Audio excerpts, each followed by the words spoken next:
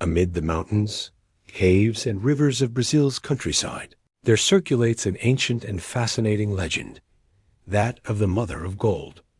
Since colonial times, this mysterious entity has inspired both fascination and fear.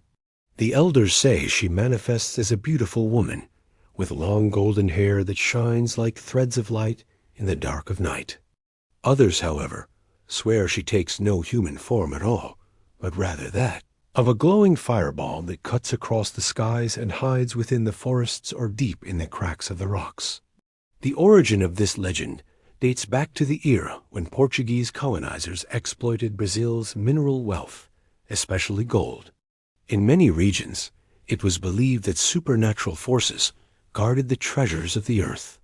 The Mother of Gold, in this context, was the guardian of golden veins, the protector of the secrets buried beneath the mountains. Those who tried to mine with greed or disrespect risked awakening her wrath. The stories vary from place to place, but they almost always carry the same warning. Whoever follows the Mother of Gold is doomed to be lost, perhaps forever. Many prospectors claim to see a fireball descending from the mountains, gliding silently over the treetops until it disappeared into a certain point of the forest. The boldest, driven by ambition, chased after the vision, believing they would find a great vein of gold. Yet they rarely returned, and when they did, they were shaken, speechless, as if they had witnessed something the human mind could not bear. Some say that on nights of full moon, the Mother of Gold transforms into a woman of incomparable beauty.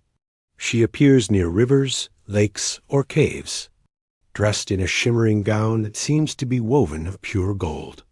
Her eyes shine like stars, and her voice, sweet and gentle, can enchant anyone. But this enchantment is treacherous. Men who fall for her charms vanish into the woods, never to be seen again. Some believe they are taken into underground realms, where gold glitters in abundance, but from which no return to the human world is possible.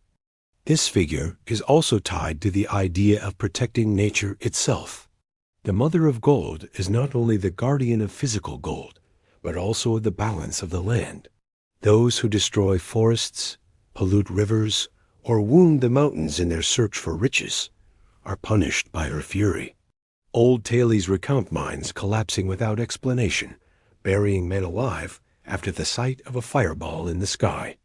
For many, it was no coincidence, but the hand of the Mother of Gold defending her domain. In the heartlands of Minas Gerais and Goiás, her myth spread widely. The locals feared her, but also revered her. Some would leave offerings at the mouths of caves or along riverbanks, hoping to appease her vigilance. Food, flowers, and sometimes even coins were laid down as a gesture of respect. It was believed that by doing so, the Mother of Gold might protect the community rather than punish it. The tales told by the elders left deep impressions on children, who grew up wary of venturing into the woods at dusk. The mere sight of a strange light in the distance was enough to spark the thought of her presence. And in the deep Brazil, where imagination walks hand in hand with daily life, fear of the Mother of Gold also worked as a warning, keeping people from dangerous trails or unknown caves. Some scholars of folklore believe the legend is linked to natural phenomena, such as the so-called will-o'-the-wisps, lights caused by the combustion of gases in swamps, or the reflection of minerals glittering in the moonlight. But for the common folk, it was never science, it was mystery. Those lights were not natural tricks, but manifestations of a guardian force that lives between the visible and the invisible, between the human and the divine. Over time, the legend endured, passed down through generations. Even today, it is still told in conversations on quiet nights in the countryside, when someone swears they saw a fireball crossing the sky. In such moments, silence falls over the group, for everyone knows one must not joke about the Mother of Gold.